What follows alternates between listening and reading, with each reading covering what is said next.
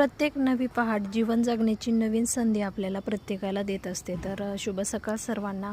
पहाटे बाहेर आले तर पाहते तर काही अगदी छान असं धुकं पडलेलं होतं आणि 5:30 वाजलेले होते पहाटेचे.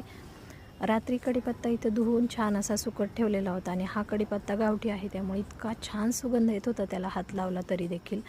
काचेच्या बरणीमध्ये ठेवला तर अतिउत्तम राहतो, परंतु बरणी फुटली त्याच्यामुळे इथं हे जे प्लॅस्टिक डबे घेतलेले आहेत ना, फ्रीज ऑर्गनायझर, त्याच्यामध्ये ठेवला तरी अगदी छान असा राहतो. सकाळ झाल्यानंतर पाहते तर काय बाहेर आणखीन देखील धुकं होतंच.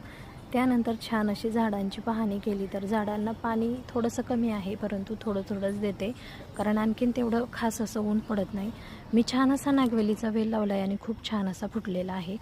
आज माझे इतके हाल झाले की दोन्ही गॅसवरती दूध गरम करण्यासाठी ठेवलं होतं आणि सोबत अचानक वरती आले. ते कसंबसं बंद केलं. त्यानंतर छान अशी खिचडी बनवली. तर आजचा मी व्लॉग असा होता. कसा वाटला ते नक्की सांगा.